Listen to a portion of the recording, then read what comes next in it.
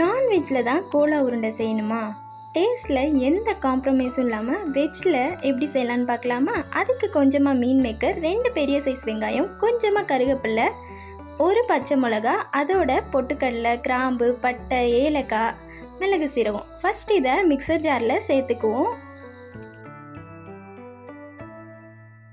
இதோட கொஞ்சமாக உப்பு சேர்த்துக்குவோம். அப்புறம் மீன் மேக்கரை ஒரு 2 நிமிஷம் மட்டும் சுடு தண்ணியில் விட்டு நல்லா பிழிஞ்சு எடுத்து அதையும் இதில் சேர்த்துக்கலாம். இதோட ½ லெமனை ஸ்க்வீஸ் பண்ணிக்கலாம். அப்புறமா கொஞ்சமாக மிளகாய்த்தூள், அப்புறம் வீட்டில் அரைச்ச பிரியாணி பவுடர் ரொம்ப கொஞ்சமாக சேர்த்துக்கோங்க. இதோட 1½ ஸ்பூன் இஞ்சி பூண்டு பேஸ்ட்டும் சேர்த்து அரைச்சிட்டு எடுத்துகிட்டு வந்துக்கோங்க. பாருங்கள், இந்த மாதிரி தான் அரைக்கணும், ரொம்ப நைஸாக அரைச்சிடக்கூடாது. இப்போது இதை ஒரு பவுலுக்கு ட்ரான்ஸ்ஃபர் பண்ணிக்கலாம்.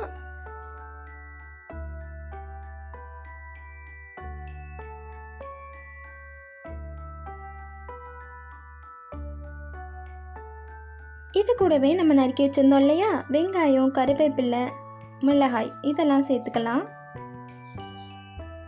இது கூடவே கொஞ்சமாக மஞ்சள் தூள், சோம்பு, தேவைக்கேற்ப அரிசி மாவு சேர்த்திங்கன்னா நல்லா கிறிஸ்பியாக வரும் வெளியிலலாம். இதெல்லாம் சேர்த்து நல்லா பிணைஞ்சு எடுத்துக்கலாம். பாருங்கள், இது போல் உருண்டை பிடிக்க வரணும். இன்னொரு சைடு வாணலி எடுத்து அதில் எண்ணெய் ஊற்றி அதை ஒரு சைடு விட்டுருங்க. அது சூடாகிற டைமுக்குள்ளே நம்ம உருண்டையெல்லாம் உருட்டி எடுத்துடலாம். பாருங்கள், எண்ணெய் நல்லா சூடாயிடுச்சு. இப்போது நம்ம மேக் பண்ண கோலா உருண்டையை உள்ளே போட்டு எடுத்துட வேண்டியதுதான். நம்ம கோலா உருண்டையை சேர்க்கும் போது அடுப்பு நல்ல ஹை ஃப்ளேமில் வச்சுக்கோங்க. அப்புறம் ஒரு நிமிஷம் கழிச்சே மீடியம் ஃப்ளேமுக்கு கொண்டு வந்துடுங்க.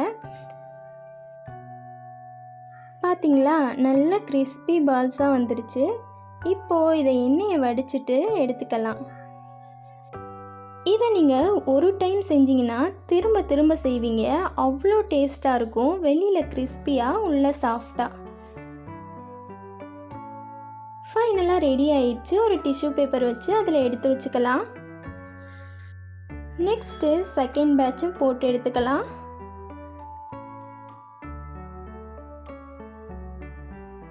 சூப்பர் பேசிக், கிறிஸ்பி அண்ட் டேஸ்டியான கோலா உருண்டை ரெடி. இதோட கார்னிஷிங்காக கொஞ்சமாக முந்திரியும் கருவேப்பிலையும் சேர்த்துக்கலாம். அதே ஆயிலில் லைட்டாக வறுத்துட்டு சேர்த்திங்கன்னா சூப்பராக இருக்கும்.